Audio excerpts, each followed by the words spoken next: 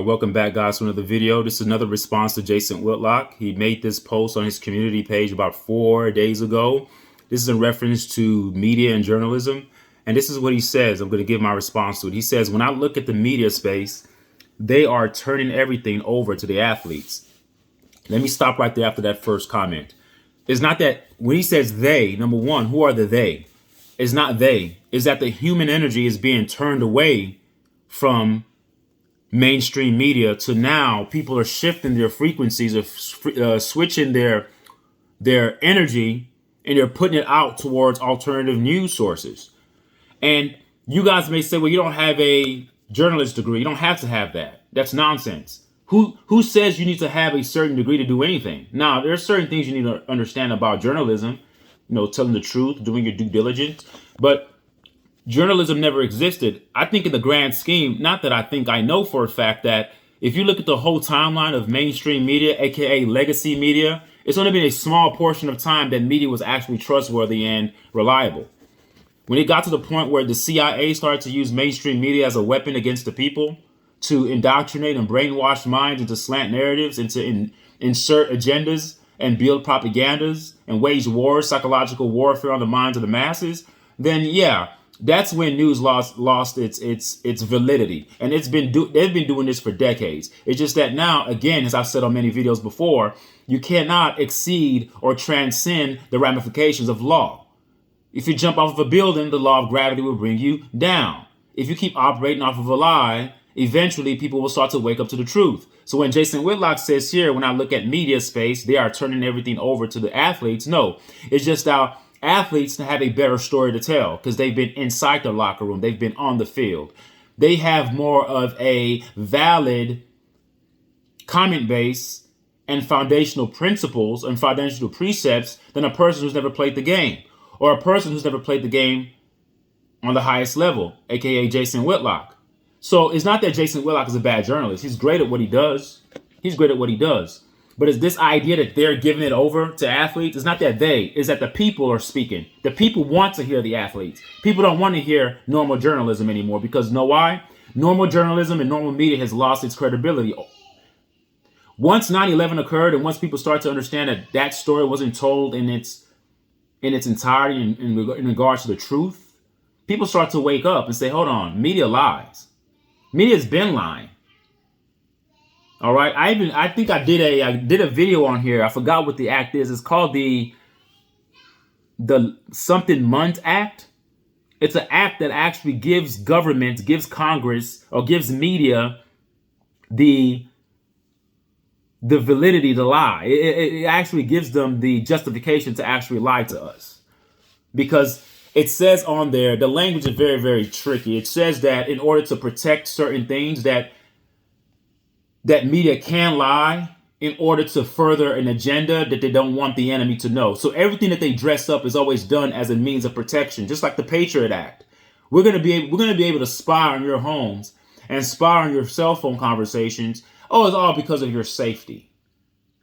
See, once you create chaos and you create a dire need for assistance, and you create such a catastrophic reality for people and put them in a vulnerable state, a state of desperation, then of course you can come in as being the savior to say, hey, we're doing this for your safety.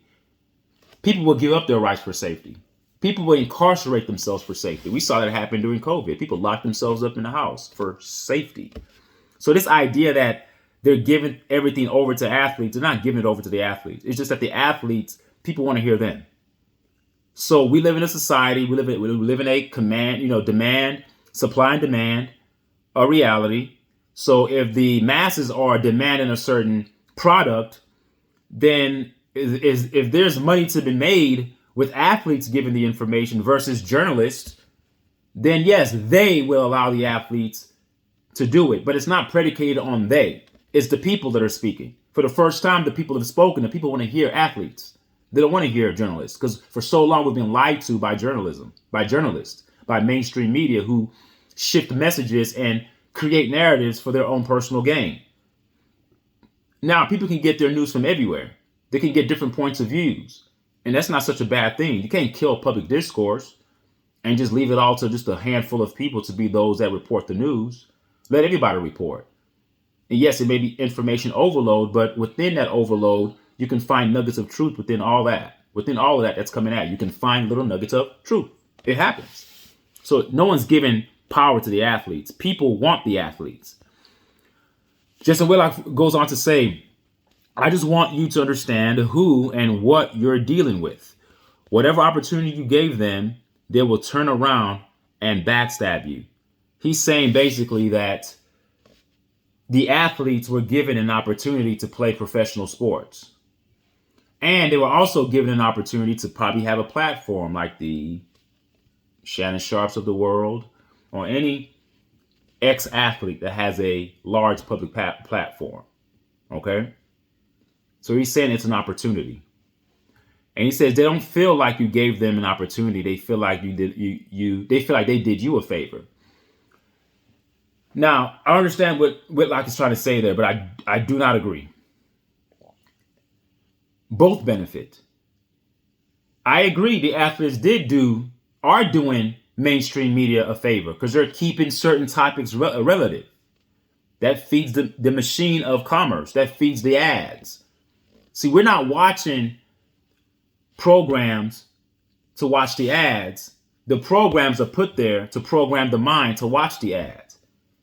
Media is about advertisement. It's not about the show. So when you turn on to watch Club Shay Shay or watch Nightcap or watch whatever YouTube channel you watch or whatever channel you subscribe to, you're not watching that show. The show is just to entice you and hold you there for the advertisements. Everything is driven by advertisement. Everything is driven by capital. It's not about the show. It's the program to program you to stay put, to watch the ad, to entice you to buy product, to entice you to buy merchandise. That's what it's for. You guys have it backwards. You think, oh, let me cut through these commercials. I don't want to watch it. Well, the reason why they put those commercials there, that's the purpose of the show. The show is to get you to watch the commercials. So this idea that they don't feel like you gave them, everybody benefits. The players benefit, but the players are also doing the owners or doing the people who own these mass media companies, they're doing them a favor too. It's a relationship. It's a scratch my back, I scratch your back relationship. So that goes into that slave mindset that Jason Whitlock has about, you gave me an opportunity, sir. You gave me an opportunity, my sir. Thank you. You gave me an opportunity. No. I made you millions. I played in the NFL, if I'm Shannon Sharp, or the NBA.